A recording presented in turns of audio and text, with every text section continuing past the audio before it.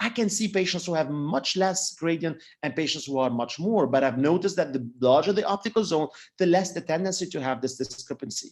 But because you have this discrepancy, that explains sometimes why you have this big scatter in spherical equivalence in post-hyperopic treatment as opposed to post-myopic treatment.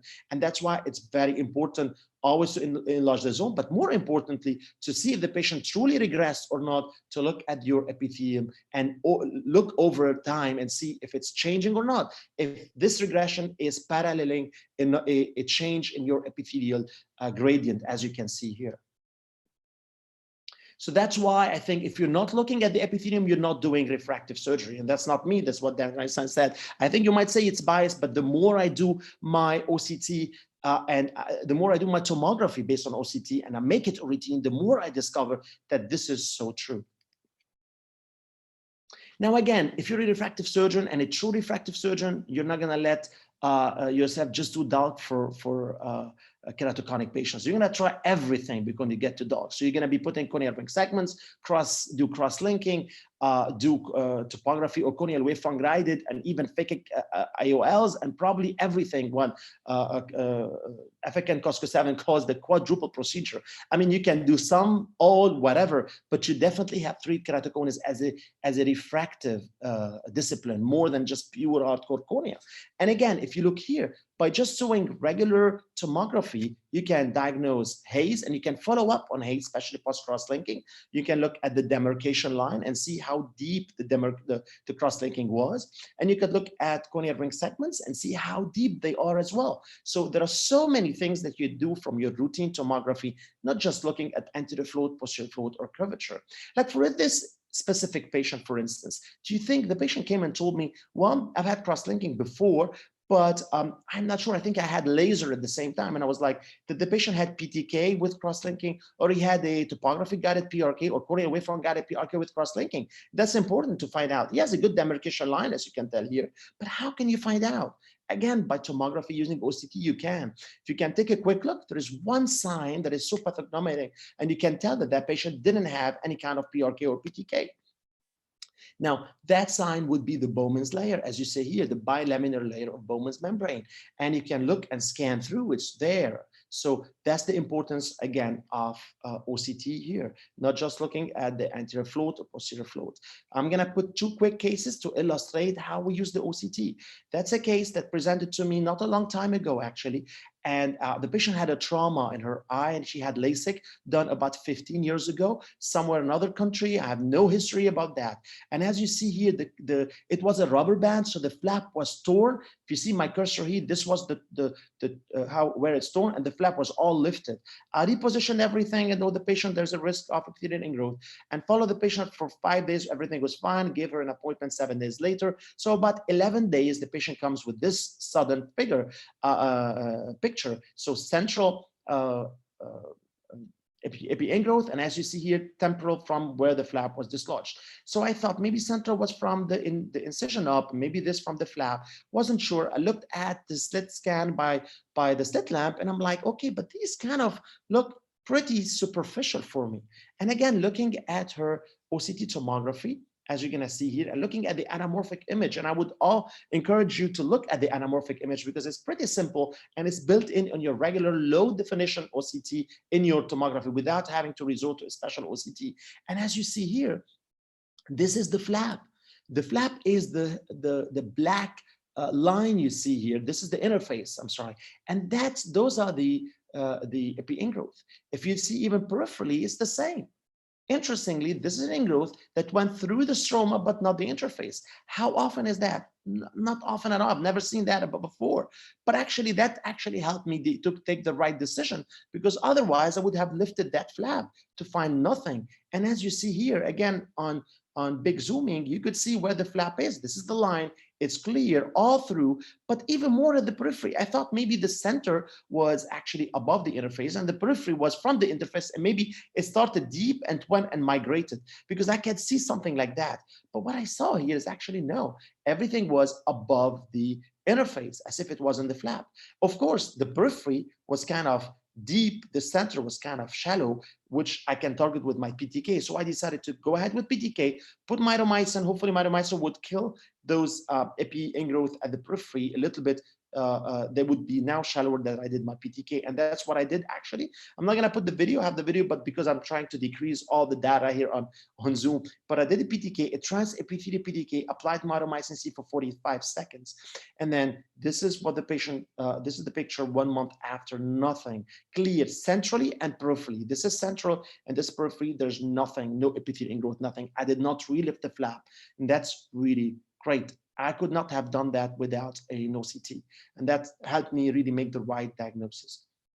And I'm gonna last to one case discussion talking about one thing that is often missed, and this is the posterior aberration measurements. We think about tomography, but we forget sometimes that actually we can measure the posterior curvature and from it deduct the total corneal aberration and the posterior corneal aberration. Now, why is that important?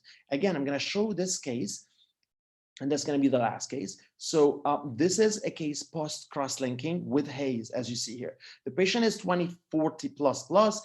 He has some aberrated eyes. The haze is there, but somehow it's coping with RGP. The patient is much better. What I saw when I'm sorry, this is the hexa map again, the epithelial map, the posterior, the instantaneous curvature, and the posterior curvature. And as you see, the patient suffers quite from coma. This is the aberration map, the total corneal aberration map from the MS-39. And if you look at dissect the anterior, posterior, and total, you could see that the anterior coma is 0.86 diopter at 100. However, the posterior coma is 0.41 at 285. So it's almost 180-degree opposite. And interestingly, that subtracts from the total, from the anterior, and the total is 0.43. Now, if we do regular topography guided or anterior corneal wavefront guided, that's what we're going to treat, 0.86. But if we do that, that's going to expose the 0.41 here, and then we're going to end up with 0.41 exactly where we started. So that's crazy. I would not do that. And that's how you could locate it with the OCT-based tomography. Now we think, if I have Scheimpflug, I don't think so, because the patient had haze, he's post-cross-linking, and guess what? Most of your patients coming to you are going to have irregular corneas, haze, and your Scheimpflug from the lower definition and higher susceptibility to scatter is not going to be able to provide that. So if you look at I'm blessed to have also a pyramidal system aberrometer from CSO as well. As the Paramus is also called the Osiris. So I run it always, and I always take a look at the holistic picture of the eye.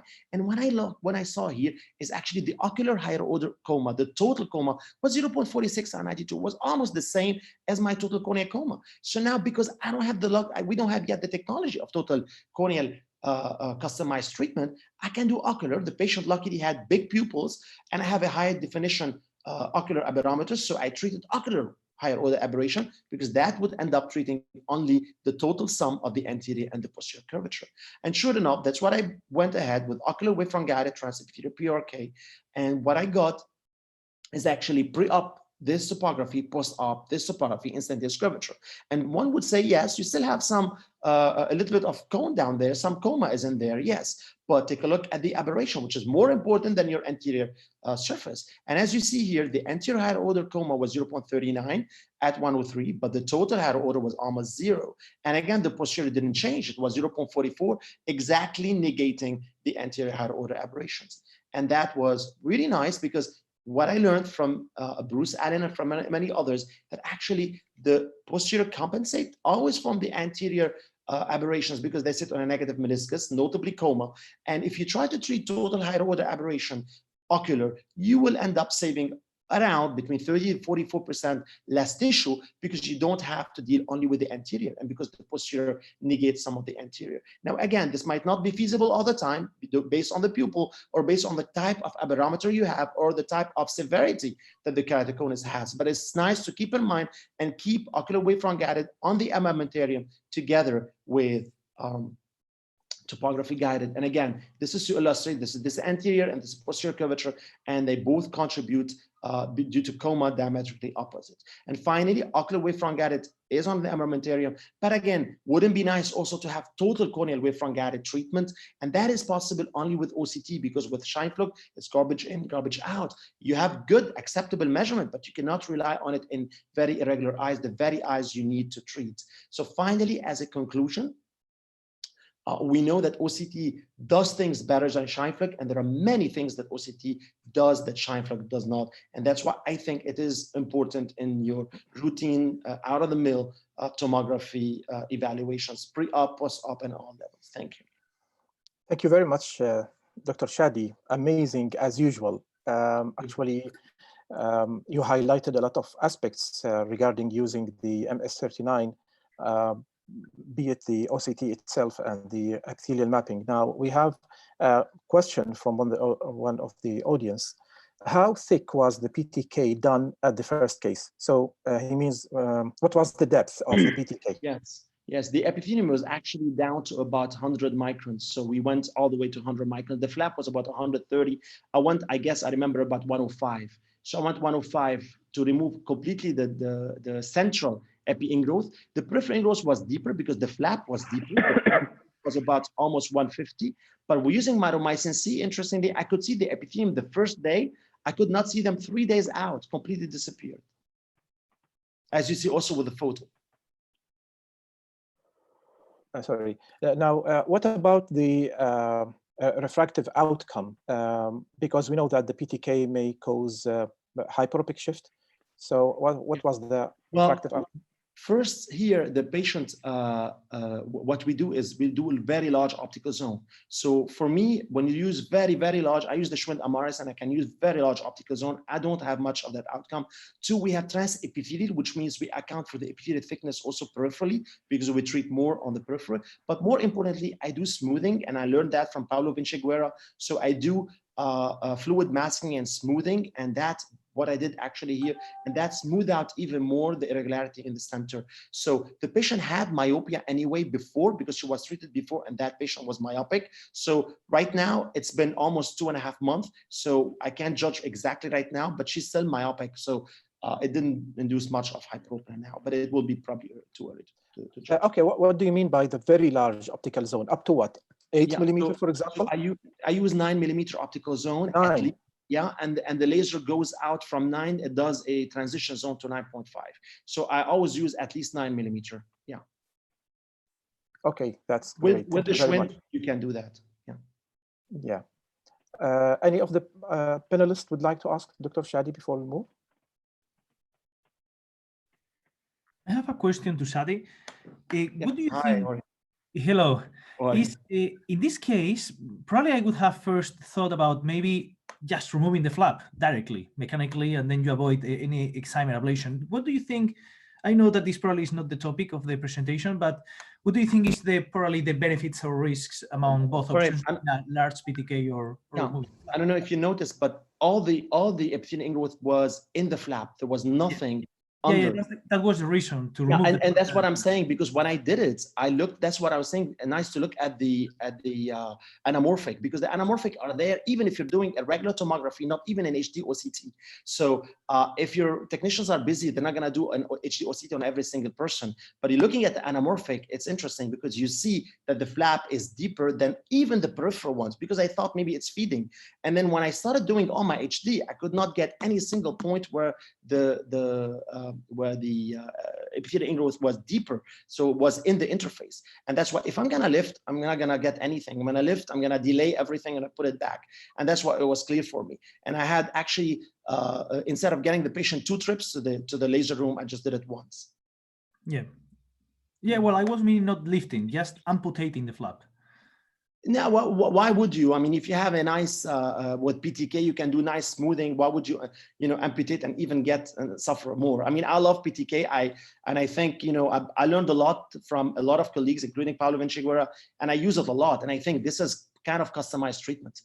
It has much less implications on refraction. If you do smoothing, it will even smooth it out more. Yeah, it was a very nice case. Thank you. Okay, thank you, Dr. Shadi. Now we will move to the second speaker, Dr. Juan Abelad from Oman. He will talk about keratoconus management and intracorneal ring treatment in the era of anterior segment OCT. Please, Juan. Thank you, Martin. Regarding the Jorge's question, I want to share a similar case that Shadi presented, but this case was not epithelial ingrowth. This case was fibrosis. The patient had a PRK over the flap, and as you can see here, the reason why I decided to perform a flap amputation is because I saw clearly with the high definition section of the MS39 how smooth was the residual bed, and this is what we got after the removal. It's a pretty homogeneous cornea with still good thickness, but it's very difficult to judge in cases, and when you still have the doubt if this is epithelial ingrowth, knowing your image was very clear. My image was completely different. It was fibrotic reticular haze, what you were able to see along the flap.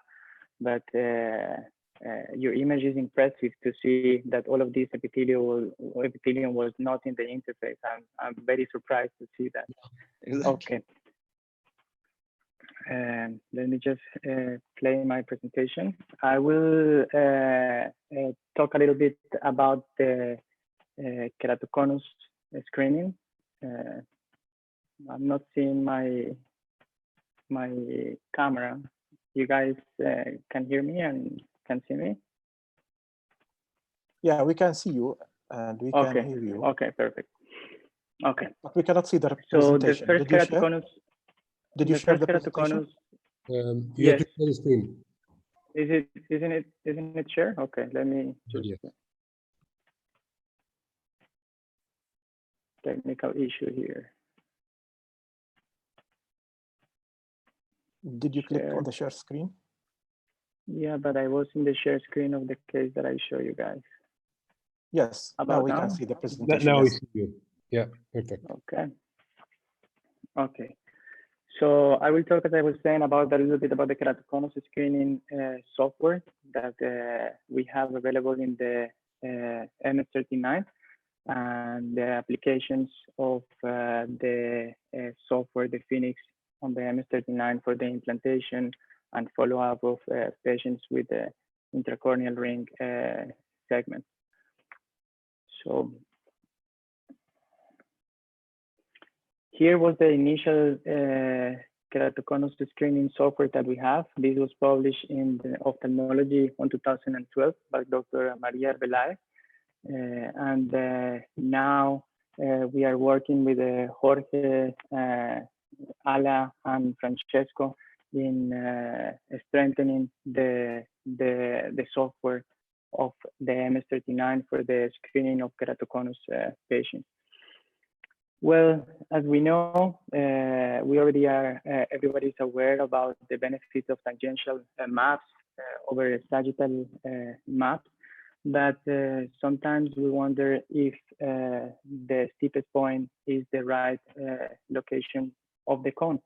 For example, in this particular image, you can see in the anterior curvature and the posterior curvature that is located in two different places. So we might think that the location of the cone and the weakest area of the cornea is this point here in the tangential map.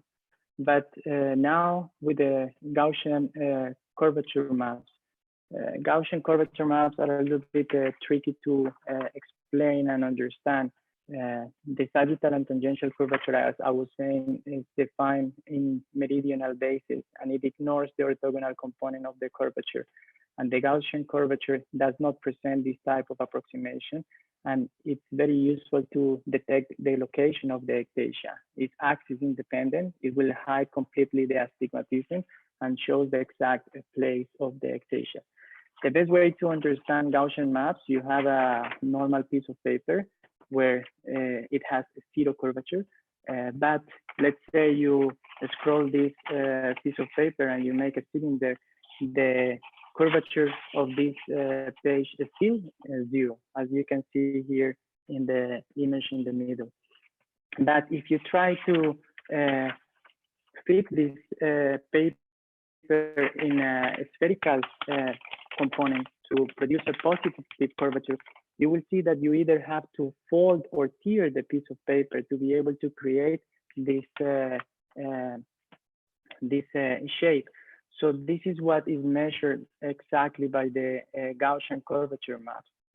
So here in the Gaussian curvature maps, you can see how nice is identifying here the posterior curvature and the exact location that is different than what was identified by the tangential posterior maps. So this is extremely useful to locate the exact place of the ectasia, the use of these maps. We also use elevation maps versus normality. And we have, with the MS-39, the possibility of evaluating the epithelial thickness, the total corneal thickness, and only the stromal thickness without the epithelium. Here is something that I want to highlight because people get confused when they see epithelial maps. Epithelial maps from some other devices, when they started showing the thinnest points as cold colors. So this area that looks a little bit darker, that is a colder color, it's with this scale is a thin area of epithelium. But if I change the scale, that is also possible with the MS-39, I will say that I can do that. This exact same map looks like this map that is more in correspondence with the maps that we see of elevations and thinning, like the stromal, corneal, and now here the epithelial map. And I wanted to highlight with this image also that you will not always see this characteristic image of, for example, this is a case of keratoconus suspect, where you see thin in the center and a little bit of thickening around. Sometimes it's not, because this is not the location of the cone. In this particular case, the location of the cone was not in the center, was paracentral inferior. So this is the area where you will have the thinning, and the thickening will be around that area. This is, for example, another case is after the implantation of corneal ring segments. So we see that the epithelium gets thicker along the implantation of the ring, next to the ring, and then the thinning of the epithelium in the center in a keratoconic eye. With the next image, the same screen map is using an applanation image of the section of the OCT. So as Chadi was saying, it's super helpful when you are evaluating an eye to be able to identify, for example, if this case was a keratoconus or maybe it was a post-LASIK ectasia. So in this image, you clearly see these two lines. This is the first refractive index that is shown from the Bowman's layer. So here you can see the Bowman's layer and then the flap that is this area. So you will know that this was not a keratoconus case. Maybe this case was a post-LASIK ectasia. And also you can notice the difference in a case down here where you can see that this case was already treated either with PTK or PRK because Bowman is not there, it's absent. And it's also very useful to see the changes of the epithelium after implanting, for example, intracorneal ring segments, and the definition allow us to clearly identify all the structures of the cornea, the epithelium, the Bowman's layer, and everything else.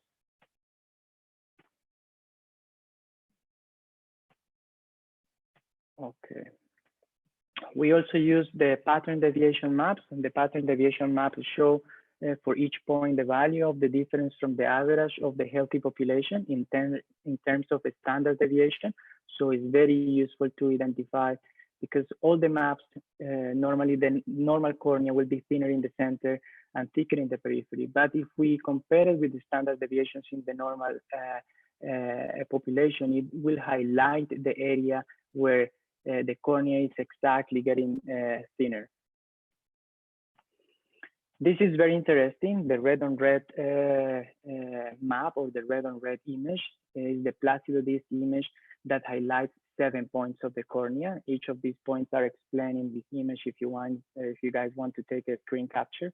And it uses the Gaussian maps, the anterior elevation versus the normality, the epithelial thinnest point, the stromal thinnest point, and the corneal thickness thinnest point, and put them all together.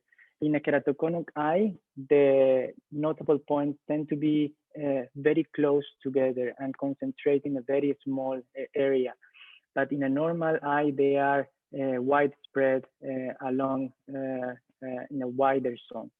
The spreading zone is calculated as it's represented as a circle that is centered on the body center with the notable points radius. I think they are sending me here a chat mapping from the speakers, or am I right on time, or? Yeah, you are right on time. No problem. Okay. Yeah, Let me go on, close please. it here. So the map also has two circles that you can see, the yellow and the red circle. The yellow circle represents where 95% of the keratoconus cases are located. And then the red circle, it represents the location of 99% of keratoconic eyes. And the white circle will be the circle that is calculated for our patient. So we see that this patient is located where 99% of the keratoconic eyes present the steepening. So we see that this eye, it really makes sense that it's a keratoconus case. We have some indices also that we've been using around, the symmetry indices, as you can see, evaluate a 3 millimeters ring and compare the superior with the inferior using 261 degree for the evaluation. And now we have a new index that is super interesting in detecting the cases when we have a central keratoconus. Early central keratoconus was not screened by the symmetry indices because everything was happening just in the center. So what is done now is that it correlates, or it compares the central 3 millimeters with the next 3 to 6 millimeters and gets an index from the difference between these. So it's the central symmetry index, and it's from the front and the posterior part of the cornea, super helpful in identifying central keratoconus. We have the composition of the elevation maps index and also all the thickness indices that we know from Belin Ambrosio and the thinnest point. And also we're using a symmetry index comparing similarly what we were doing for the anterior and posterior curvatures. We have the ability to click just here in the right or just press here left, and it will show us all the information in the keratoconus screening super fast. I will show you how to navigate on this a little bit later on. And we have a very nice way to evaluate our case as a mirror image. This is called enantiomorphism. So we here have the right compared to the left, in different maps, in the Gaussian anterior, in the Gaussian posterior, in the elevation anterior, and we can see that the images are mirror images in all of the cases in the point. So it's very helpful to identify cases where we have a keratoconus very evident in one eye and the other eye is not so clear. So it's very useful for these cases. Now, how we can use the OCT for the implantation of the corneal ring segment. It's super useful because it uses topographic and tomographic data for the identification and the analysis of the keratoconus, like Shadi was saying. And for the surgical planning, it has a software that works amazing, and it allows you to play around and check all the possibilities of the correction. So it helps you to accurately identify the location of the cone, the centration, where are you going to center the rings, which axis are you going to implant the ring, and the depth that you can implant the ring in your case. And it's super helpful to follow up those patients. So you will check the position of the ring after the implantation with the section images, with the OCT images, and you are able to measure the effect and the stability using the differential maps and comparing the preoperative map with the postoperative map of all different maps available: tangential, anterior, posterior, thickness maps, elevation maps, all the maps available. So here I will try to move to a team viewer to show you very quick this. Let me see if I can share here now a new screen. Martin, can you see the Phoenix software open now in your screen? Yes. Okay. So this is how you are going to open a case. This is the right eye. This is the left eye. I will open the right eye. And here you can select to go straight away to the keratoconus screening software, where you will see all what we were talking about and all the indices. And then here you can select to go and decide to treat, for example, this patient with rings. It's very useful because you can, as I was saying, you can check the location where the ring is going to be implanted. We have the pupil center. We can use the centration of the ring using as reference the pupil, as reference the limbus, or the corneal vertex as reference. And we can decide to implant 1 or 2 rings, as you will see that they are appearing in the picture, and deciding which location or which point are we going to use as a reference for the centration of this ring. You can select different diameters. We know the rings come in different optical zone diameters. So it allows you to change and play on that, and select different ring arc lengths. So we can decide to implant a ring with a shorter or longer arc length and see what we are planning to do, and adjust our plan accordingly to the needs of each case. It also allows you to see what will be the possible axis of the implantation, and you can play between the notable points, for example, here, and the topographic axis, and decide where are you going to implant this ring. And if you are not happy with these 2 options, you can still change them here by using the dissecting line, that is this line that is the middle of the ring, and it will give you the axis of incision to input in your femtosecond.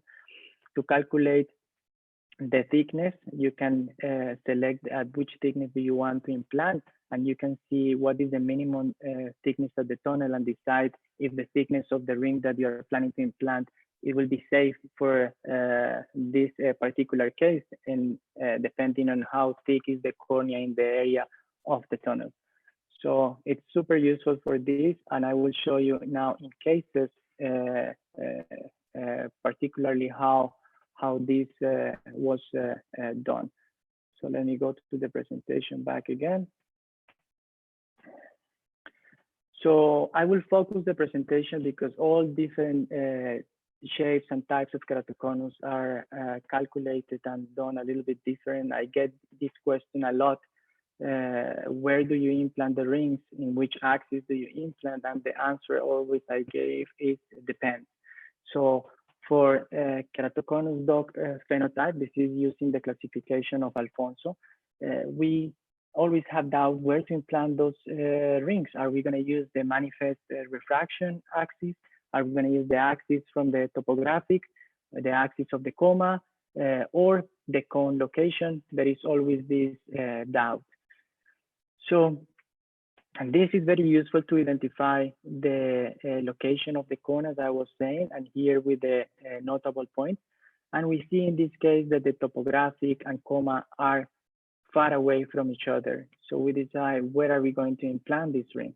But If we use here the notable points, we see that there is a point in the middle and we cover very nicely almost all the area of the cone. Yes, an area that is less steep here than this area that is more steep, you will say, how do you correct this? You will be flattening more than what you want in this area, and perhaps you will be flattening less than what you expected in this area. So this is what you see, what I was talking to you, less flattening here and more flattening here that you want. So the solution for this was designed by Rings by Medifacos. Those are the progressive thickness intracorneal ring segments that were designed to achieve a more customized cornea remodeling. They are thinner in one end and they start becoming thicker until the other end. And you can see here in the section image where the ring is thicker and thinner in the opposite side. For example, for this case, I implanted a progressive thickness ring that it was thinner here and it started becoming thicker in this area. And particularly in this case, I also implanted a non-progressive thickness ring because I don't need a progressive flattening. I just need the same flattening all along this ring in the opposite way.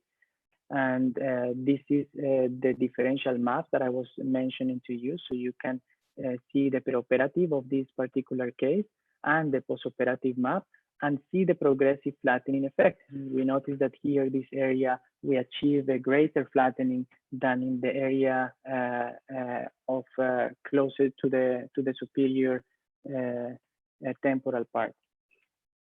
This is another case that I will share with you, the same story. The topographic and the coma axis are far away from each other, and the red on red is in a point in the middle in between. The notable points are in between. So as you can see, also less steepening of the cornea here and greater steepening of the cornea in this point. So we will need also to use a progressive thickness ring. You can see that the steepest point in this sagittal anterior map is in this location, but look at the Gaussian maps, what I was mentioning to you, and look at the thinnest point of the cornea. The notable points are passing just straight away to the area of the cone, and this is where we are centering these rings using the exact location of the cone, not what the anterior maps, sagittal or tangential are showing us. These are the differential maps. This picture is beautiful. It's one of the nicest cases that I have because the keratoconus was not very advanced. And you can see how nicely in the postoperative the cornea looks, how it regularized the cornea and looks almost like a non-keratoconic cornea. And we can see here in the image the progressive flattening effect being more in the area where the ring is thicker. It's important to understand when we are implanting rings that we know that the ring effect will be greater when the ring is thicker. It will be greater when the arc length of the ring is longer, and it will be greater also when we implant this ring in a smaller diameter. Also, if you implant this ring shallower, it will give you also a little bit of a greater effect. This is another case, the same story, very far away, the topographic and coma axis, and then the notable points in the middle. And this is what we get, very nice and customized flattening effect in the cornea that you can see here in the differential maps. This is the last case, a little bit more advanced keratoconus compared to the other ones, but always the same story. We have the difference between the topographic, the coma, and the red on red is always in the middle, in the exact location of the cone, and covering all the area that we are intending to flatten and to correct, this bulging, this ectasia that we want to correct. Okay, this is the outcome of the same patient where you see more flattening in the area that we were intending to flatten more with a thicker ring segment. These are the results using this progressive thickness. This is under peer review, but we can see, compare the results with other publications by Alfonso and by Prisan that use the same rings, but in mixed phenotypes. He not only implanted in dog phenotypes, he also implanted in dog phenotypes.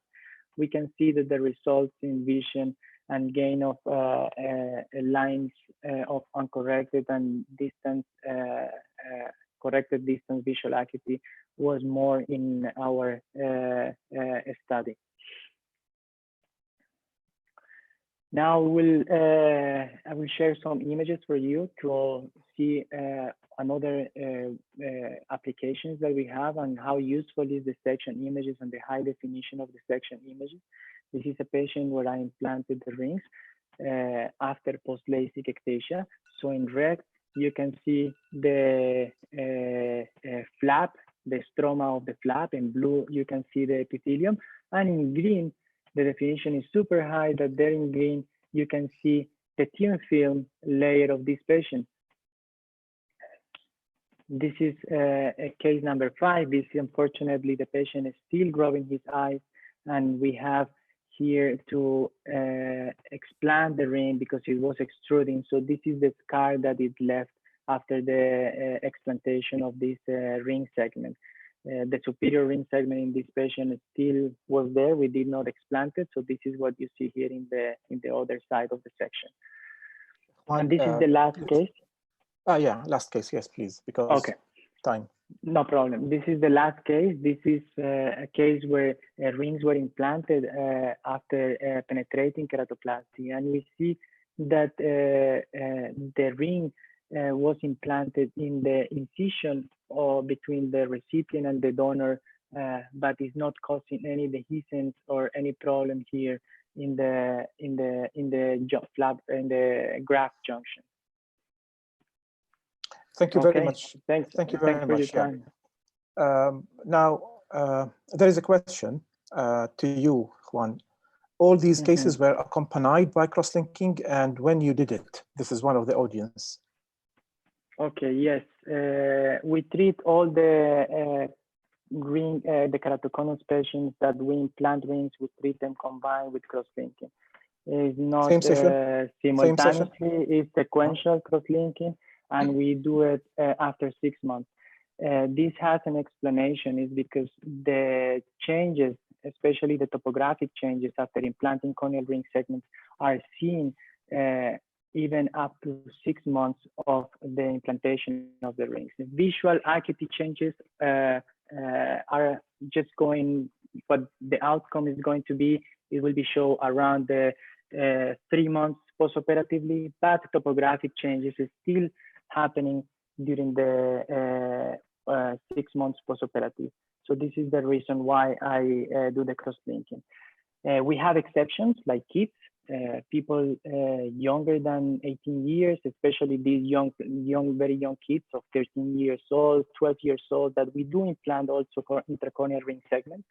For those, we don't wait 6 months. Then the risk of progression is much faster and higher. So in them, I do the cross-linking much earlier, around 3 months after the implantation of the rings. There is another question. Does a steeper implantation of ring is more effective than shallower? I think the one who is asking is means that deeper. So do you think that deeper implantation gives better result than the shallower implantation? No. If you implant the ring shallower, the effect will be greater, but also it accompanies with the risk of extrusion. So we don't want to implant rings shallower. Normally, the recommendations by Medifacus is to implant the rings between 70 to 80% of the corneal thickness. I personally implanted the rings in 75%, but sometimes you can play along this, and you have to, with this progressive thickness, this is a question that Francesco asked me today. With this progressive thickness, for example, we have rings that start with 200 and become 300. So we need to consider also that the thicker the ring, we need to have also thicker corneas. But he was asking me, so what will you consider? If it's a ring that is 200, 300, are you going to consider an average of it, or 200 or 300? I was telling him, no, I will check the exact place of the thickness at the tunnel.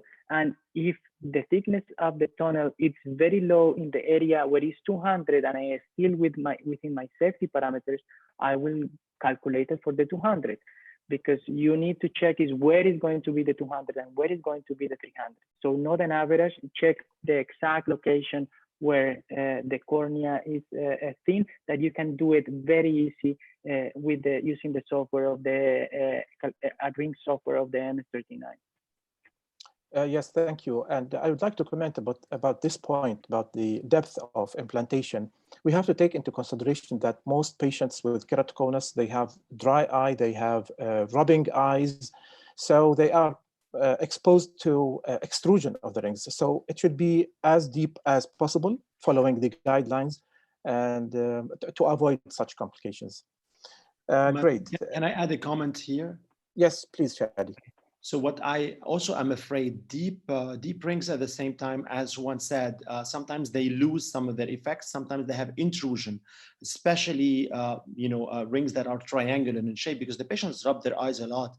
So what I do at least is that, knowing that there are many studies, including a landmark study in IOVS that showed that the keratocyte population decreases dramatically down past 350. So if my calculation goes 430 or 400, I stop at 400. So 400 microns, because I really want to get some anterior stroma. I think 400 is deep enough, and it might be a sweet spot between too deep and too shallow. And as you said, I fully agree, these patients have dry eyes, they rub their eyes. So I don't want it too shallow, but also I'm afraid to put it too deep, even if it's 80%.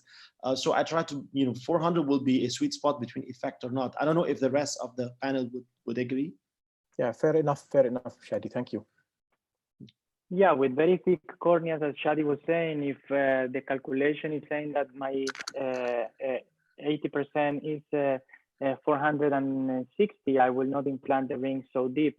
I will try to go at maximum. At the maximum, my goal is 420, but most of my rings are implanted around 390 microns. Okay, great. So let's move to the next speaker. Jorge Alio is going to talk about clinical application of MS39 epithelial mapping. Please, Jorge. Thank you very much. Let me share first my screen. Okay, I think it's ready. So thank you to CSO, and especially to Francesco Versace, that is a good friend of mine, for this kind invitation. And for me, it's a pleasure to be able to play with CSO devices. I think they have an outstanding technology and very interesting, and for sure has improved our practice as well as for the rest of the speakers, I'm sure.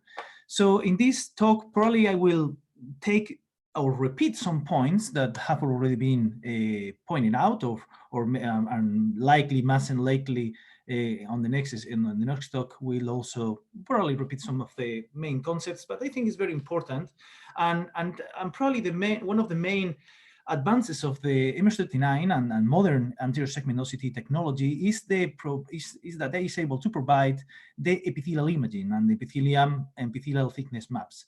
So one second, I'm gonna minimize this because I don't want to see my face all the time. Okay, better.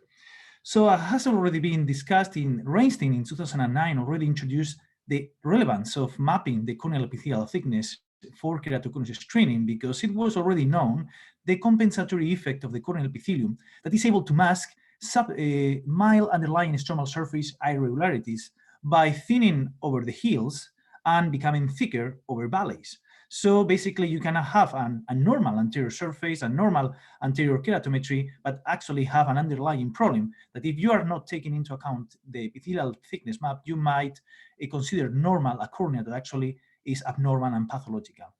And actually today, since I introduced for the last few years the corneal epithelial maps on our practice, I would say that probably today I couldn't do a refractive surgery without this, because it has become critical in my preparative assessment of refractive surgery candidates for laser mainly, of course.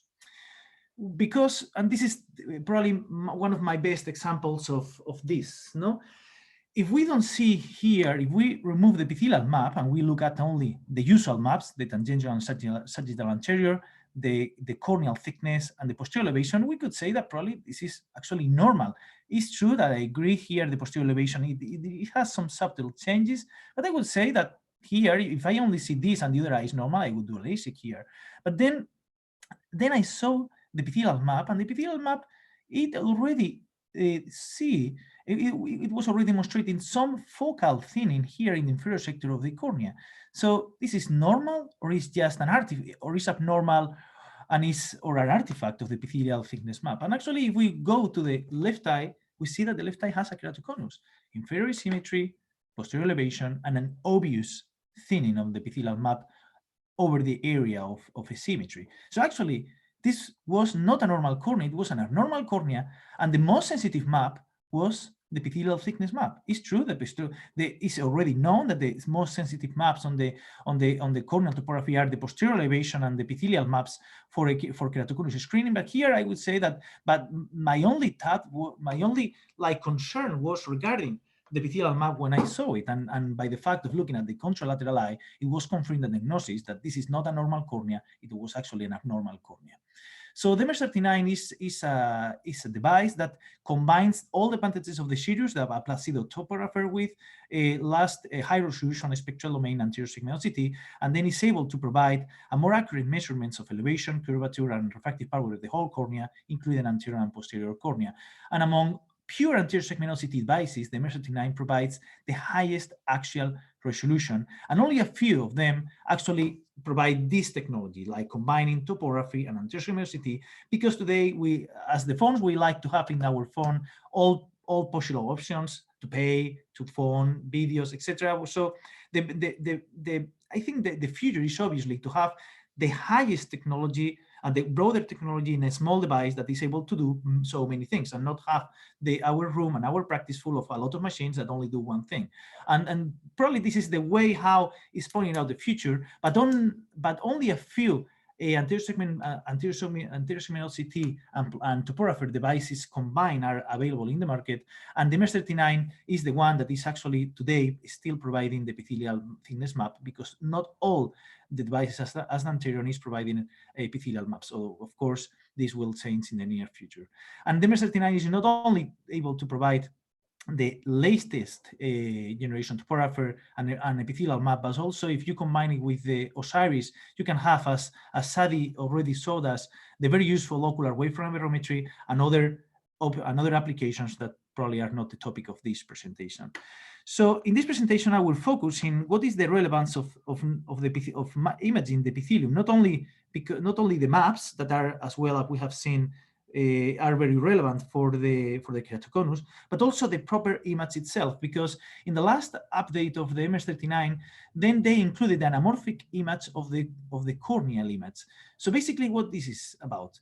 So if we have the corneal OCT image and we do what the anamorphic image, what it does is a straightening, okay, stretching of the whole image along the anterior corneal surface. So of course this will deformate the image. So this is not the normal shape of the cornea. Okay, this is natural shape, this is an abnormal shape, but actually it allow us to see detail in a few microns. So thanks to this anamorphic image, now we have a much higher resolution and we can identify abnormalities of only a few 2-3 microns of dimensions. Like in this case of the epithelial basement membrane dystrophy, where we could see by the anamorphic image, here we see the epithelium, the basement, the basement membrane, and the rest of the layers, but here we could see subclinical detachments of the epithelium that actually are not able to be seen either by slit lamp or by standard common anterior segmental CT imaging. So thanks to this new high resolution imaging of the epithelium, we can see things that before were absolutely invisible. And now we're going to see some clinical cases, okay, where this epithelial imaging is especially relevant. We have already seen, and probably in the next presentation we will see again, the relevance of the epithelial imaging in keratoconus. As Dan Reinstein described in keratoconus, the epithelium thins at the cone and gets thicker surrounding the cone, giving what he described as the donut-shaped image, where it gets thin in the area of the cone and thicker around, giving this donut-shaped image and appearance. Here, of course, this is a quite advanced keratoconus case, but in earlier cases, as we have seen before at the beginning, or here in this case, we see where still we get this donut shape of the epithelial map, the thickness map, where it gets thinner in the area of the cone. Okay, you see where the thin area is just matching the area of the ectasia with a surrounding thickening of the epithelium. And this is especially relevant because thanks to the epithelial mapping, we can now precisely diagnose those form functional keratoconus or subclinical keratoconus that is especially relevant for refractive surgery, mainly LASIK. But even if but it's not a question of only the map, okay? We can all actually see it by the anamorphic image. We can see how this is not an invention. It's not an invention. Actually, we see that it's real, and we can see how in the area of the cone here we see the posterior elevation. This is the area of the ectasia, and how the epithelium is becoming thinner in the underlying the cone and thicker surrounding the cone, giving this donut-shaped image. But thanks to the epithelial mapping, we cannot only diagnose those apparently normal corneas that are actually pathological, but also discard those apparently pathological corneas that actually are normal, like in this case, okay, where we see a very suspicious inferior asymmetry, okay, but the posterior elevation is normal, anterior elevation is normal, the posterior surface of the cone is fine. It's true that the cone is a bit thin, but actually if we look at the epithelial thickness map, we see that this area of ectasia is because the epithelium is actually thick. So this is what we call the pseudoectasia. This is the patient that is not an abnormal cornea. It's true that if you ask me, I would do LASIK on this eye, of course I wouldn't do it because the cornea is thin anyway. So in this case, but if you ask me, would you a PRK? Of course, sure. This is not an abnormal cornea. This patient has only an inferior asymmetry because of a epithelial thickening, probably because of a contact lens wear or whatever the reason. If it's a contact lens wear, then just wait, and probably as Sadi's shown us, this will become normal. And this is the contralateral eye, okay, where the same. So actually we have symmetry among eyes with an inferior, very doubtful inferior symmetry, but where the posterior elevation is absolutely normal, the rest of the parameters are normal except the thinning of the cornea, but this pseudoectasia is caused by a thickening of the epithelium. Okay, so this is not a real ectasia, and you can go and continue with a refractive surgery, probably PRK, because of the overall thickness of the cornea. So this is just a thin cornea, but not a pathological cornea. But also this new way of identifying and diagnosing the cornea with epithelial images, we can now see things as we have never seen them before. This is a case of all of the cases are mine. This is a case of a smile where I had a mild epithelial ingrowth, but was getting worse. So I jacked those nests, and the epithelial ingrowth stopped. But the problem is that I had a residual induced astigmatism here. You see where in the area of the epithelial ingrowth, I'm having an induced astigmatism with the rest of the parameters being normal. And actually, thanks to this, we're gonna understand much better what is going on. So this is the standard OCT image provided by the MS39, okay? Here we see the area of the epithelial ingrowth. This is the area of this is the sagittal plane of the smile.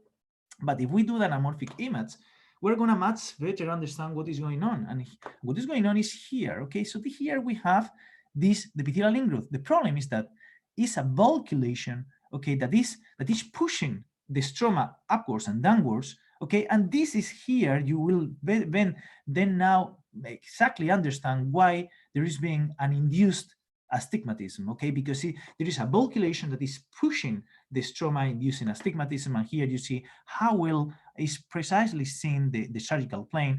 And actually here you see again the compensatory effect of the epithelium, where it's getting thinner in the area that is being bulky. okay, with some lysis of the stroma of the overlying stroma. So here what I did is just to evacuate this lytic material, okay, but being very careful because I knew that the overlying stroma was a bit lytic and probably affected by the epithelial ingrowth. Again, this is another case, very interesting case of typical posterior keratoconus with scars, where the patient was asking for some visual improvement, and I was assessing the option of doing a keratoplasty regarding despite the patient already knew that he had some degree of amblyopia. This is the anterior luminosity image, okay, the standard one, and this is the anamorphic image. And here we see the posterior keratoconus as has never seen before, and we can precisely understand what is going on. Here we see this is a posterior keratoconus, is very obvious, okay? Here you see how the posterior surface of the cornea is completely ectatic. The posterior surface is overall normal. Here, of course, there is some ectasia, but it's not as pronounced as is the posterior surface. And here we can perfectly understand the fact of the epithelial remodeling, okay? Where here in the area of the ectasia, we see the epithelium gets thinner. Here there is some valley where the epithelium gets thicker and then becomes normal. And here what was very helpful, this anamorphic image, is because when I only saw this, my idea was, can I do a DALC on this patient, or I have to do a penetrating keratoplasty? So basically, is the descemet membrane involved or is not on this scar? Actually, it is. By the anamorphic image, I can precisely see details on a few microns, 2-3 microns, and is as good. Is basically, this is high resolution OCT, and I could precisely see how the scar is not only full thickness, but it's also affecting the endothelium and the descemet membrane. And actually, then if I do a DALC in this case, it will be useless because the underlying tissue will still be opaque. So if you have to do something, it will have to be a PK in this case, because well, you can always do a DALC and do a little perforation here, but well, this is a bit more tricky. Very useful as well for late LASIK enhancements. We are quite fans, and actually I published this about what are the risks and the benefits of doing of lifting flaps for enhancements of flaps that are older than 10 years. Okay, something that we do as routine, although there is a risk that you should know of epithelial ingrowth. But this is the OCT image that you get when you do a topography. Okay, when you do a topography, you can always click OCT and it will give you an OCT image, but the resolution is not as good as the one you get when you do the scan with a proper OCT mode. Okay, where you see the resolution is much higher. But still here, you have to identify the thickness of the flap in order to determine if the enhancement you are going to do is safe or not regarding this residual stromal bed. It's not that easy to identify the thickness of the flap. But here, with the anamorphic image, you can precisely see, as Sadi already showed us, this black line that actually is the area of the surgical plane of the LASIK, of the flap. Okay, and then you can precisely identify how thick it is and what amount of tissue you have underlying the flap. And again, here you can still understand the epithelial remodeling, about how the epithelium has got thicker in the area of ablation. Okay, that is the typical sign that has been already demonstrated after a myopic ablation, how the epithelium gets thicker in the center. Okay, and here you can not only see the map, but also you can see directly what is going on and understand what is happening. This is another case of a radial keratotomies, case that came with a loss of vision because of scars. So in this case, I was going to do a PTK, okay, to get rid of those scars and improve the vision. And then I did the OCT just to see how deep were those scars in order to planify the PTK, with the surprise that I see that these were actually like Salzman nodules like opacities, okay, because I could see that these scars were mainly within the epithelium and not affecting the underlying stroma. But with anamorphic image, I could see much more precisely. Okay, I could see that these scars are exclusively located within the epithelium, and actually the underlying stroma is intact. So in this case, there is no need to do a PTK. I could do just a superficial keratectomy and that's it, because the underlying stroma is intact. So there is no need for laser. Just remove the epithelium and the scar will peel off with it.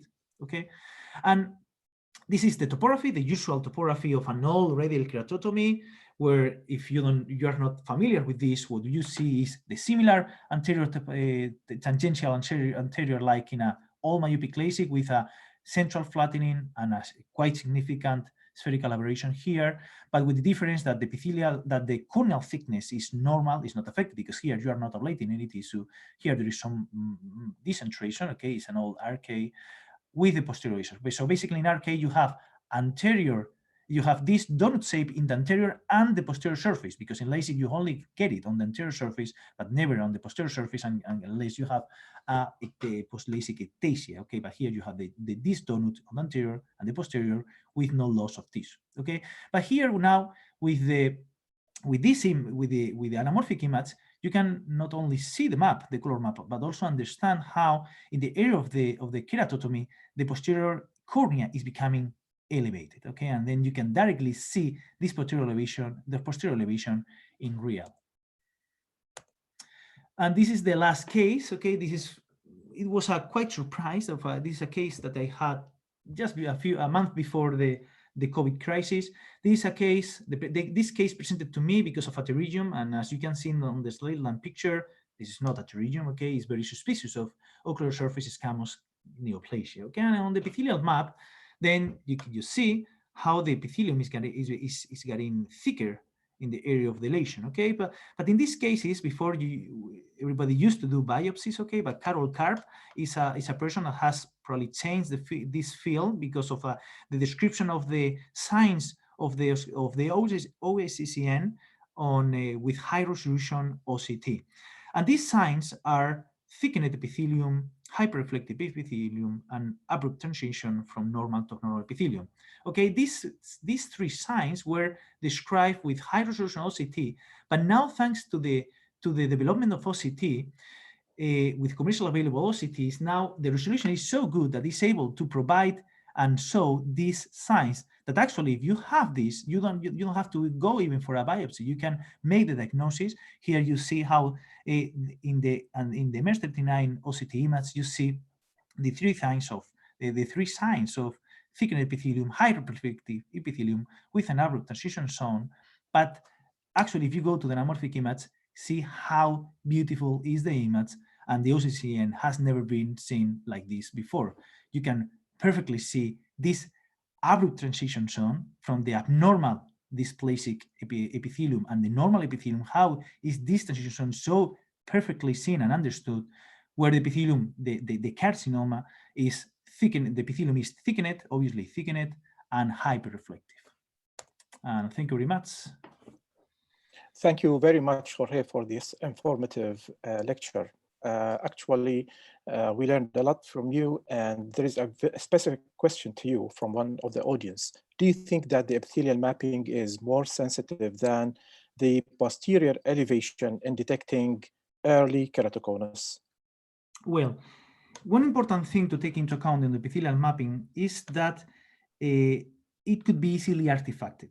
Okay, so patients with contact lens wear, dry eye, even not an accurate measurement. Probably the epithelial map today is more sensitive to be is more likely to be artifacted than the posterior elevation. So for sure today, the most useful signs to detect early disease are the posterior elevation map and the epithelial mapping.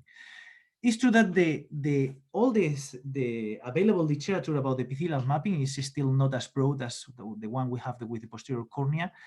My feeling now on my practice is that the epithelial map is actually as sensitive or even more sensitive than the posterior elevation. But the main problem is that you cannot exclusively rely on the epithelial map. Many times you can see a normal cornea with an abnormal epithelial map, and it's obvious that it's because artifacted. It could be a lot of noise. So either it's very useful, you should take it carefully. You should consider it carefully, because you might have abnormal images on normal corneas, okay, because of just ocular surface problems or abnormal or problems with the measurement, with the acquisition of the measurement. So my recommendation today is to see the overall case and rely on both the posterior elevation and the epithelial map. Yeah, actually, I will answer this question as well in my presentation. Thank you, Jorge. Now, since we have good time, there are few questions from the audience to the panelists. So one of the questions, does the epithelium change by race or doesn't have any relevance? What do you think, Shadi? Well, there are a few studies now. I mean, there are a couple of new studies from China, almost similar to what Dan Reistein and Carolina Rocha has already published. These are my own experiences. So I'm not aware of more than these 3 studies, one from the US and one from Europe and one from China. I don't know about the other panelists. What do you think, Juan? Well, I don't think it should be used alone, as Jorge was saying. And sometimes it can be artifacted very easy because it's something that is changing continuously, and it can be influenced by many other factors like blepharitis or many other things happening in the ocular surface. Yeah. Yeah, but do you think that it should never be used alone? What we have commonly see, and what we have been reviewing with Jorge and Alal Dansuri, all of those cases that are suspicious cases, we have been reviewed hundreds of those. We have seen that most of the patients with early keratoconus or keratoconus suspect cases have changes in the epithelium, and the posterior elevation are the earliest changes. But one, this is not the question. The question was asking if the distribution of the epithelium, we know that the superior is thinner than the inferior, that the nasal is thinner than the temporal. I mean, the distribution, the thickness, everything. Is it? Do you know whether it is international is the same, or is it different based on ethnicities? Are you aware of any study or your own expertise? I'm not aware of any study, but the study that we are doing with Jorge and Alal Dansuri, we have different populations. We have Omani population, we have the population provided by Alal Dansuri, and we have the Spanish population. And we have seen quite big similarities. However, this is the general impression. We have not studied this is not the focus of our study, but the general impression that I have, and I think I shared it with Jorge also, is that it's pretty similar in the different populations that we are evaluating right now. Okay, there is another question, one last question before I start my presentation. What is the percentage of corneas that seem to be normal, but actually are masking an ectasia because of epithelium surface? So how often, let's say, how often do you see such cases of early keratoconus hidden by the epithelium? The question is, shall I start myself? By the way, well, it is not uncommon, but it's not very common. I don't have an exact percentage, but maybe I would say in patients coming for LASIK, maybe it is like 3% of patients. It's just a very rough estimate. But I tell you one thing, I always look at the posterior curvature, and I noticed that all the panelists do the same. If you look at it, I don't get swayed by an abnormal anterior. What was before diagnosed by Michael Bellin as a displaced anterior apex, remember, we know most of it is due to the epithelium, and he had the percentage, and I forgot what it is. You probably know more, Maz, and you'll tell us about it. But I noticed that if I look at the posterior curvature and it's fine, I'm relaxed. I look at the epithelium and it backs up my mind. Yeah, I would agree with Sadi about maybe 5% of the cases. I think that the most important relevance of the epithelial is for those cases. For example, many people, when they have a doubtful topography, they are not sure if they should go and proceed with a refractive surgery or they shouldn't. Many people go to biomechanics, corneal biomechanics, Corvis, etc. No, we used to have the aura that now is quite outdated. No, but now the epithelial map has taken that place that for me had before the corneal biomechanics, that they still are useful, but for me it makes the difference for those cases where I'm not sure if I should proceed or not, because if I have some doubtful minimal asymmetry and the epithelium is normal or thick, then I'm safe. But if the epithelium is doubtful, then it's like red flag. So the epithelial map is mainly useful for those doubtful cases based on the other maps. Okay, so you should always do an overall the evaluation, because and also you should take into account that there is not available precise and fixed values of the epithelial map that cutoffs abnormality and normality. We have published recently a few papers trying to point out these cutoffs of what epithelial thickness is normal or abnormal or where, but it's not easy. It's not actually easy, mainly because the measurement is quite vulnerable to many other factors, environmental factors. But always remember to do an overall evaluation. Yeah, I agree with you. Thank you very much.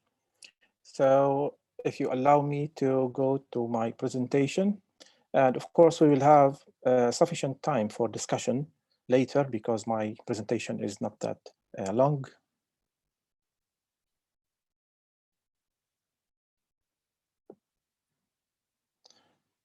Is it clear? My presentation is clear? Yes, yes, now ready. Okay, great. I'm going to give you some tips, let's say the audience, some tips about the importance of the epithelial map in modern corneal imaging. Yes, now I'll go through the hotspot, the post-cross-linking changes, and I will present a case for discussion, open discussion with the panelist. Starting with the hotspot, actually, you know that I am crazy in classifications and categorizations of things. So actually, I classify the hotspot into false and true. All right. From time to time, of course, we see such hotspots on the anterior curvature map, and we wonder whether they are signs of early keratoconus or maybe some artifacts, as the panelists had mentioned before, such as dry eye, eye rubbing, contact lens use.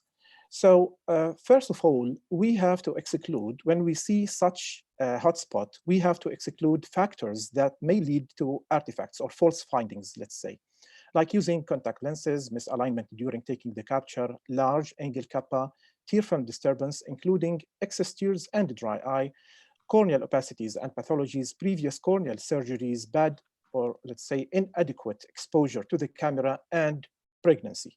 Now, if we exclude all of these things, then we can think about the ectatic corneal diseases. So we shouldn't think about ectatic corneal diseases and exclude the patient from, or the candidate from the refractive surgery before we exclude such sources of false findings. Now, what are the features of, in the epithelium, in the stroma, and on the posterior corneal surface that can help us in differentiating these entities from each other?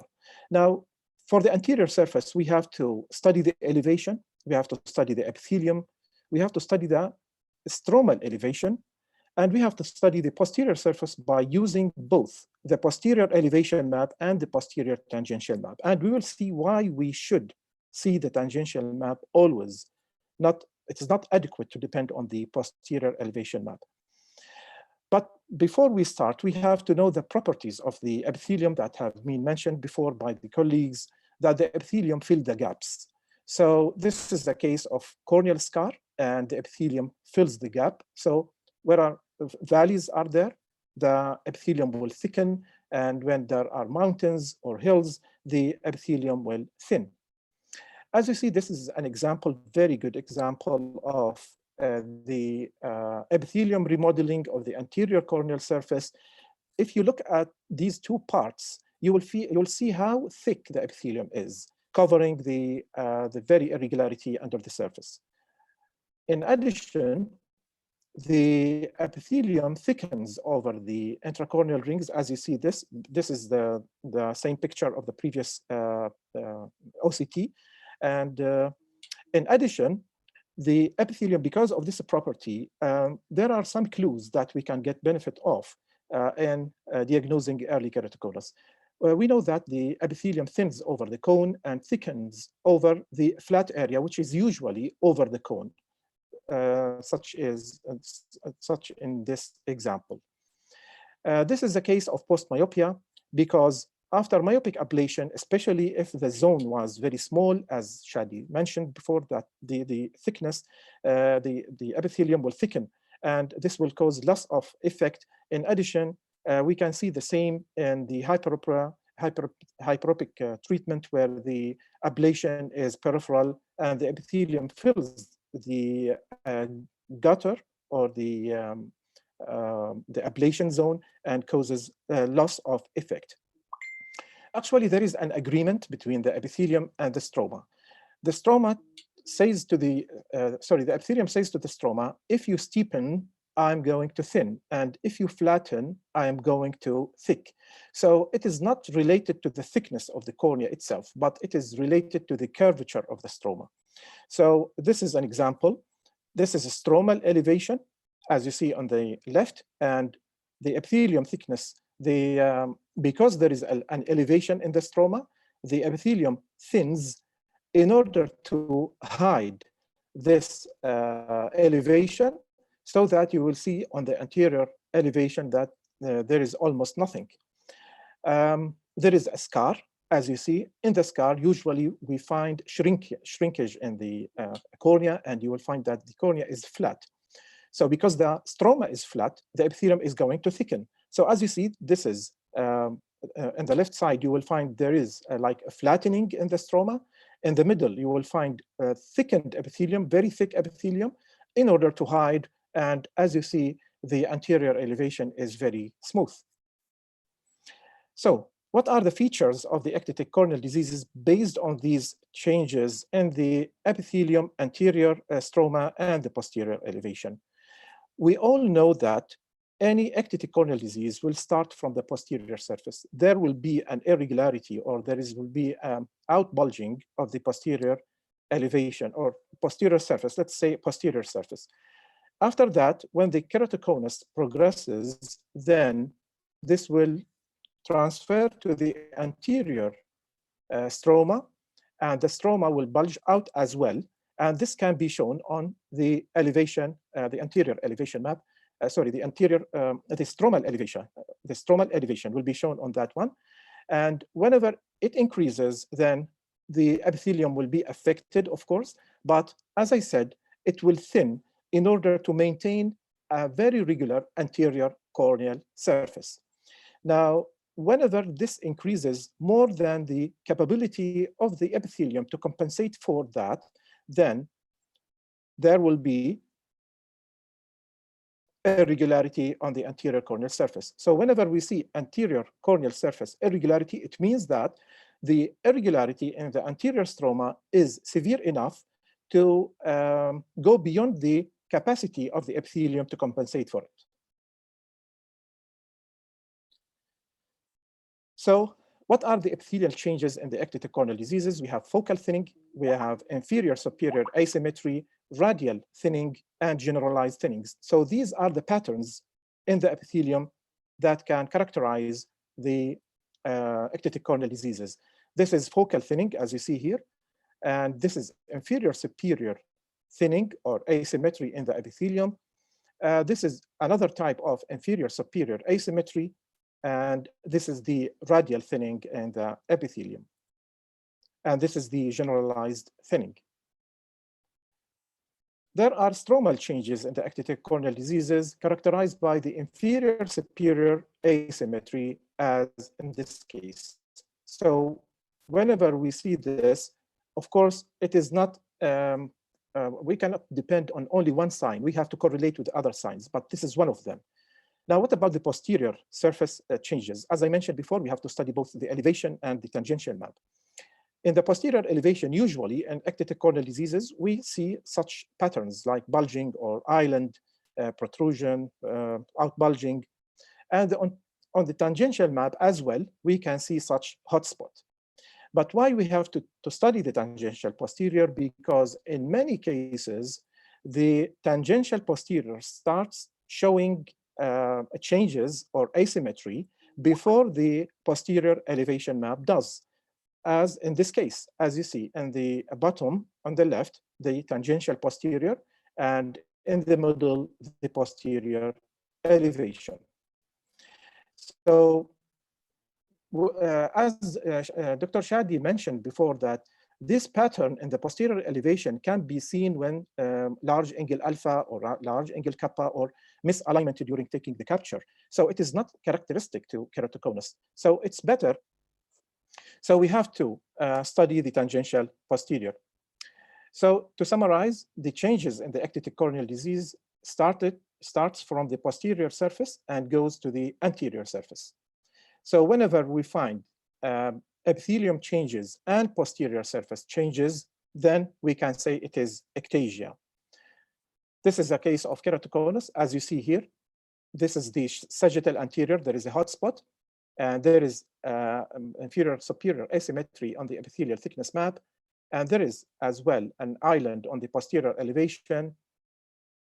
This is another one of keratoconus. We have the hotspot, and there is the radial changes in the thickness, and there is the island in the posterior elevation. Now we come to the dry eye disease and contact lens warpage, because they are together. Let's say they cause the same problem. Actually, there are two patterns in the epithelium that we see: the thickening or the irregularity, but we never see thinning in the epithelium because of dry eye or because of contact lens. And we can add the two factors that Dr. Shadi mentioned before, which are the pattern of sleep and the rubbing of the eye, of course. So there will be thickening or irregularity. But as you see, the stroma will be not affected, and the posterior surface will not be affected as well. This is a case of dry eye. We have inferior hotspot, as you see, but it is false hotspot, because as you see here, there is thickening in the epithelium corresponding to this hotspot because of the dry eye, and the posterior elevation shows nothing, and even the stroma elevation doesn't show any inferior superior asymmetry. This is another example of dry eye. There is irregularity on the sagittal curvature map. There is irregularity on the thickness map. There is nothing specific on the posterior elevation. This pattern may be seen in large angle kappa as well. And there is no inferior superior asymmetry in the stromal elevation. This is another example of the dry eye. We have very thick epithelium. We have irregularity on the cornea, very thick epithelium, nothing on the posterior elevation, and nothing on the stromal elevation.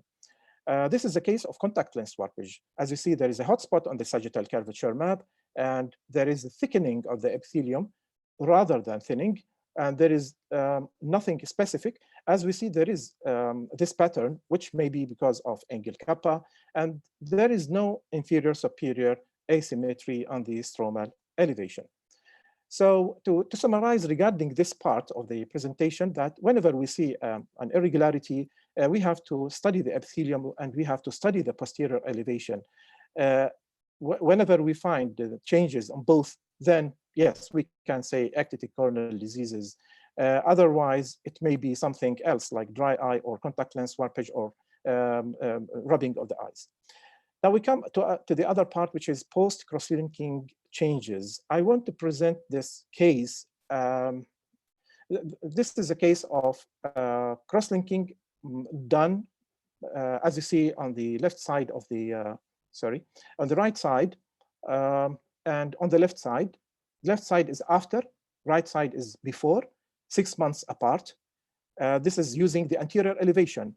And the map in the bottom is the difference map. As you see, the difference map doesn't show much changes.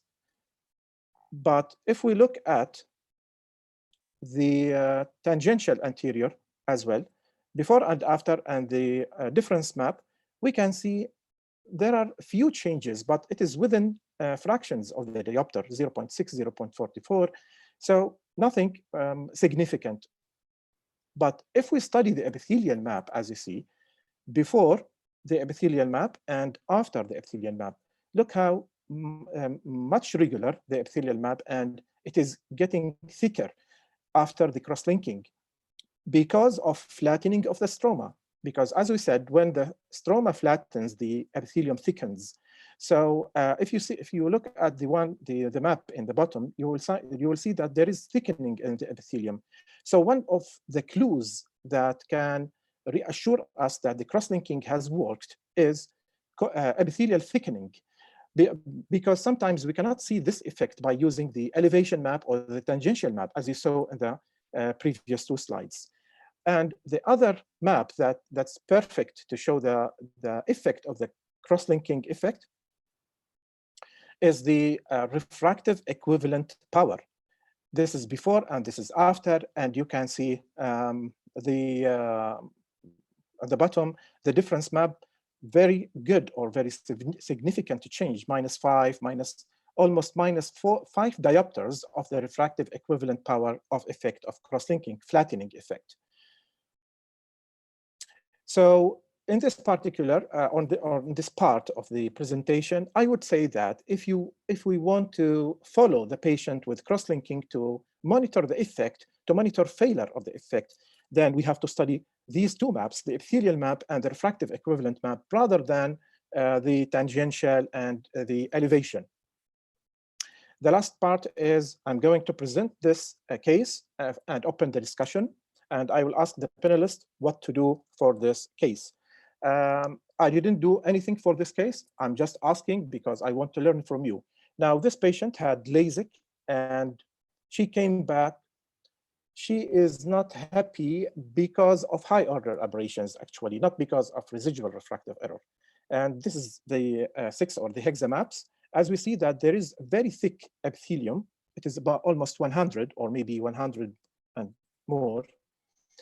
The high order aberrations are very high, 1 point something, on account of spherical aberration, 0.54, and the residual, which is mainly the trefoil, which is 0.83.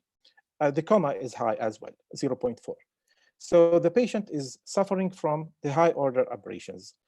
If we get back to this map, we can see that the epithelium thickness, the corneal thickness is around 470 plus, 470 to 480.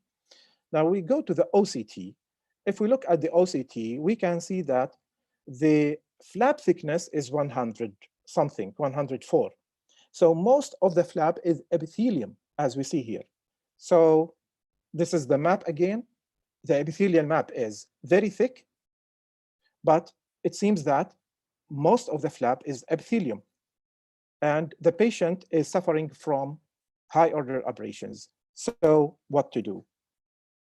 I will start with Dr. Shadi. What do you think, Dr. Shadi? What to do? Mazen, can you show me again the OCT photo?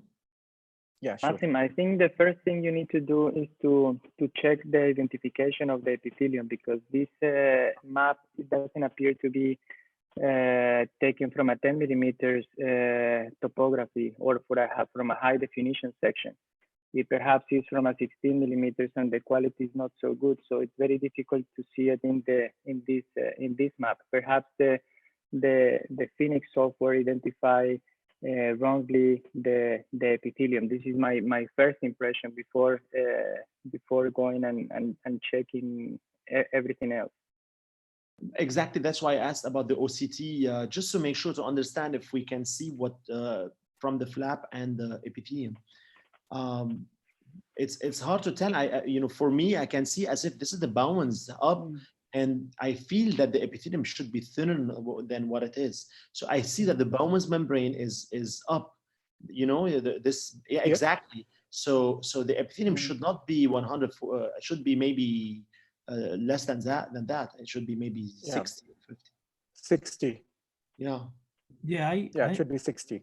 I'm not sure if that epithelial map is artifacted, because I agree that it can be. It's true that as Juan said, the OCT image is not very high resolution, but this epithelial thickness map, he looks, I'm not sure if it's quite artifacted, because it can't be. No, it would be, there would be any flap. It would be just like a hyperplastic epithelium. So it might be an artifact there.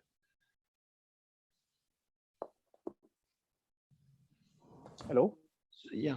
Now the problem is, if it was the real true epithelium, what would we do if after identifying after checking the editing option of the epithelium, if it's really truly thick, is the question that you have, Mazen, right? Yeah, exactly. Yeah, here the strange thing is that despite this is a myopic ablation, on the aberration map, you're having a quite significant negative spherical aberration. This is quite weird considering that this is a myopic ablation with central flattening. So I'm not sure. And actually, if you see at the stromal elevation map, I'm not sure if I don't know, if there could be any haze that is making this corneal topography artifacted. I might do an Osiris to see what is going on regarding the ocular wavefront. Mazen, the spherical aberration, okay, so how much is it again? Let me see. Spherical aberration is 0.54. It is plus. It's plus, yeah, it's positive spherical aberration. So positive, I mean, it goes, but my hunch, honestly, is that the epithelium is thinner. And in theory, if again, I would agree with Jorge, I always like to do like a Paramus or a Osiris to get the whole picture. I will repeat again the high definition OCT and maybe repeat the measurements. And if the epithelium is thinner and then the aberrations are warranted, and I know that this is mainly from it, based on the ocular and the corneal, I would take a decision whether I want to treat with ocular or corneal wavefront. Again, I mean, I would look at both, look at pupil size. But again, make sure first that the epithelium, I can get a real good epithelial thickness here. Okay, let's assume that this is the worst scenario. It is, most of it is epithelium. What are you going to do? Are you going to ablate? But again, there's something weird. I mean, if it's the epithelium, how could a flap, I mean, why would be most of it the flap? There's something, so you mean that the flap is not actually 100, maybe 150, because I mean, it cannot be that the epithelium becomes the flap. There's some stroma there. You know what I mean? There's definitely an additional. Yeah. Now I asked, sorry for interruption. I asked the surgeon who did this surgery. He mentioned that he used the 90 micron flap, 90 micron. So the flap was 90. 90. Okay. So maybe it was even actually, maybe it was even less, like as an SBK or something, right? Yeah, exactly. SBK, yes. Yeah, I mean, the most important thing is really knowing that how much is the epithelium. That's the most important thing. And if we have this, there are two ways to deal with it. I actually, there's something very important here, and we have to mention it, is that the central epithelium is pretty good. If you're doing transepithelial PRK, the central epithelium actually is commensurate between what you measure with the MS-39 and what lasers like the Schwind MRS or other lasers use, because it's actually vertical, and at the same time, the MS-39 measures perpendicular to the epithelium, normal to the epithelium, while the laser measures as coming vertically. But peripherally, it's going to be different, because again, what is shown, and it's the same thing when Dan Reinstein showed with the Artemis, the peripheral will be more if you take the reference point as a point which is higher and almost parallel to it. It will be 65 versus still it will be 50 here again. So what I do, I convert the peripheral epithelium, because here it's very tricky and I want to make sure. But as Juan mentioned, is weird because it's going all the way. But centrally, you're pretty sure. Peripherally is actually what's different. And in theory, I would proceed still with the transepithelial approach if I can. What I do, I mean, that's me, and I would not. I would say everybody might have a different technique, but I would actually. I have a certain formula that will translate that thickness into the laser, because it's going to be a different reference point. That's going to be even much higher. And then I will check it actually by OCT and double check through several HD quadrants that actually my calculations are along to what I see. And I would still proceed with it. You could always remove the epithelium again, but that's a completely different game here. And I don't know how the epithelium is going to heal. Yeah. Okay, thank you very much. Thank you very much. So let's, yeah, hello, can you hear me? Yeah, Jorge, Juan, any ideas here? Yes. I think what I would do is I would try first, as we discussed, to see if this is the true image of the epithelium. Later on, treat aggressively the ocular surface, and then decide what will be the next step. But the most conservative step will be just first removing the epithelium to see exactly what's going on. Perhaps that would be the issue. Perhaps the epithelium will grow back again, and then you can try a different approach, either a trans-PRK transepithelial approach or a normal PRK approach. But as Chadi said, he published with Samuel recently the measurement and the ablation of the epithelium. Since the laser is shooting from the same place, it will be doing less in the area because it's not ablating perpendicular to the epithelium. So you must be careful of what you input if you have the schwannoma, for example, in the epithelial ablation, because you might be hypoablating epithelium in the periphery if you don't adjust this based on Shadi's publication. Yes, Yeah, I think first here you need to check the ocular surface to make sure that the scan is not artifacted, and once you are sure, then probably the treatment looked quite decentered, so probably the decentration is playing a role on the quality of image and quality of vision of the patient. So I think here is a case where a customized treatment, it would be likely necessary. So here, then you need, I think, the ocular wavefront, and according to that, planify a customized treatment. But first is to rule out this abnormal epithelial map. I don't think it is actually accurate, and probably is an artifact, whatever the reason, because you just can't have more than 100 epithelium and then an underlying flap. Something should be there, something strange. But the coma is not super high. I think it's mainly from this epithelium what is inducing this coma. So I don't suspect that this was maybe at the center treatment. What the stromal map will let us think that it might be looking like as a the center treatment. I don't think it's the case. I think it's most of the coma is coming from this very thick epithelium. Yeah, I agree. Again, Mazen, the Bowman's layer, look at the Bowman's layer, it looks pretty shallow. So yeah, I agree with you. Yes, exactly. Okay, great. Thank you very much. Now I have actually 3 questions to Francisco. Is Francisco with us? Sure, I'm here. Okay, great. Now the first question, let's say in the coming software of the CSO, Bell and Ambrosio display is going to be implemented there? We are going to implement some part of the Bell and Ambrosio. What is published, it might be implemented.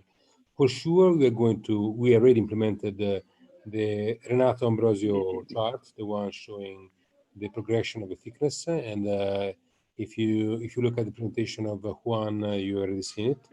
And also some indexes based on this. So we have an index based on the thickness progression. And we already implemented also for the next version of Phoenix that is going to be released in a few days, the Belling grading, the ABCD grading.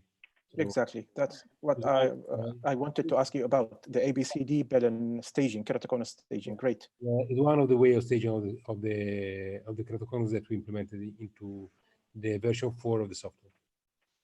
Yeah, and the third question is,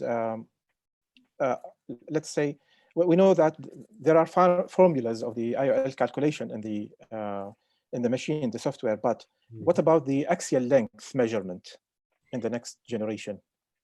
Yeah, the axial length at the moment, I'm allowed to speak just of the current device, so I'm not allowed to speak about what is going to be the future. But at the moment, the axial length has to be tapped in from an external source, so you make the measurement with some kind of device able to measure the AL, and then we have our built-in ray tracing that is able to perform the calculation of the power of the IOL and the cylinder of the IOL, taking into account the shape of the cornea and the axial length that you inserted. Okay, thank you very much. Since we have only 3 minutes, if the panelists would like to highlight some points before we conclude. Well, regarding what you were asking before about if there is any difference on the epithelial map among different ethnicities, the real thing is that in our practice, I think the evidence is not that wide enough in order to establish a conclusion on that. Although it's true that in our practice it's quite international, and I've not seen relevant differences among different races.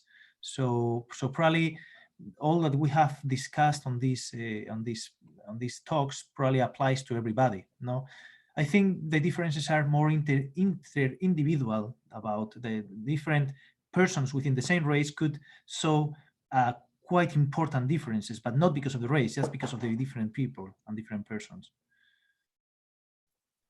Okay, great.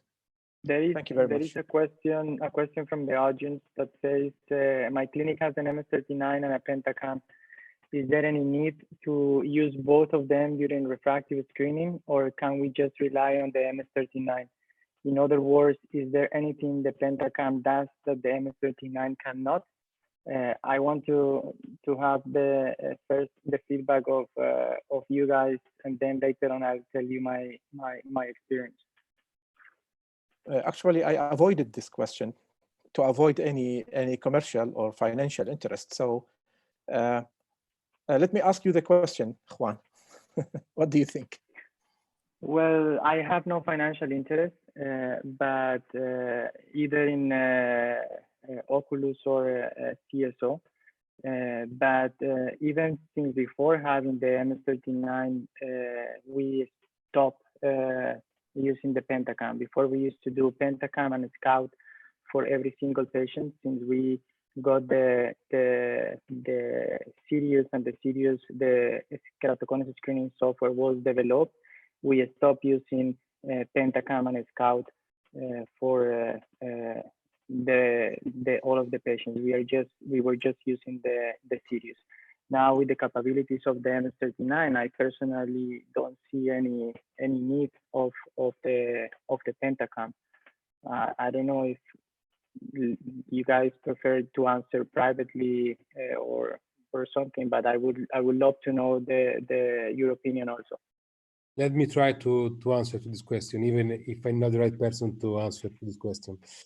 The only benefit of using a Shenflu camera instead of an OCT is that the Shenflu camera gives you also a good idea of the opacity of the media, so which is also the weakness of the Shenflu camera, because also the processing is affected to this hyper-reflecting stuff. So if you want to see the opacity of the cornea, you see it much better on the Shenflu camera respect to the OCT. But this is also a weakness, because due to this fact, maybe the Shenflu camera are not able to measure correctly the thickness when you have AIDS or when you have after a cross-linking procedure. Do you agree, guys? Yeah, I fully agree, Francesco. Actually, I do 3 different topographies and tomographies in my clinic, and I'll tell you one thing. I learned it from many people like Rob Osher and then Jerry Tan, and I know that even though a machine might be great, there are different variability. Like we just saw already, Mazen showing us an interesting variability, and sometimes it's a variability of the operator, sometimes the machine itself. I mean, we all know that the #1 limiting step in the IR calculation is SIMK, right? And then if you do a SIMK, if you have 3 machines and you do the SIMK, if the 3 of them have almost along the same limits, then you know you're doing fine, especially if you're planning any type of premium IOL. But if one is an outlier, that might be due to dryness, that might be due to other things, and you might want to repeat, or if all of them don't agree at all. So I like to do that on different machines. That's #1. #2, again, without going into very commercial here, but with the pentacam, I think the more important thing is, are we talking about Corvus, the biomechanics, or not? Because I think always the biomechanics are nice to include if you have it. But if you're talking purely, if I have to decide on one machine, if you tell me use one machine, of course, I would love to have one machine that has an OCT, and I can look at the epithelium before and after. I can look at a rigid posterior curvature before and after. I can plan my aberration. So if it was one machine, that would be an OCT machine. That's for sure. Yeah, personally, I agree with you, Dr. Shadi. I agree with all of you that if the OCT is there, no need for other types Personally, I prefer the OCT, the MS39 over the Pentacam. Yes. Okay. Also remember the Placido disc complementing the results for the anterior curvature. It's very important if you're going to do corneal wavefront guided treatment than just improve anterior curvatures by its own. But I think again that having, if having the luxury, if you have very serious refractive practice and having more than one machine, I think it has, I mean, there's always, every machine have, even in their analytical, there's one machine that I use with Placido and Shafak that has an excellent posterior curvature float. And actually, I really love the way they do their posterior curvature, even though the problem is that it's shine float. So at least when the patient does not have much haze and clear, I like to do it. And like to look also at the MS39, they complement each other. But again, I think it depends of how serious of a refractive surgeon you are. If you're a refractive surgeon doing regular LASIK is something, but if you're doing more complicated cases, I think it's nice to have, at least two different platforms for me. But again, if I have to choose one, I'd like to have an OCT one. A Placido and OCT like one was saying. Yeah. Okay, thank you very much. I'd like to conclude this session. It was very informative. I learned a lot from you all. I'd like to thank CSO for arranging this and inviting us. Now I'll give the word to Francisco. Thank you to all you guys for being so nice and to attend this meeting, even if it was late in the evening. I would like to thank you for your time and thank you also all the attendees that were many for being with us. And so see you next time, hopefully in person. Thank you, Francesco. Thank you for everybody. Jorge, Juan, and thank you. Azan. Great moderating. Thank you so much. Thank you very much. Goodbye, everybody. Bye. Thanks to the audience as well. Goodbye. Bye. See you guys. Have a good night. Bye-bye.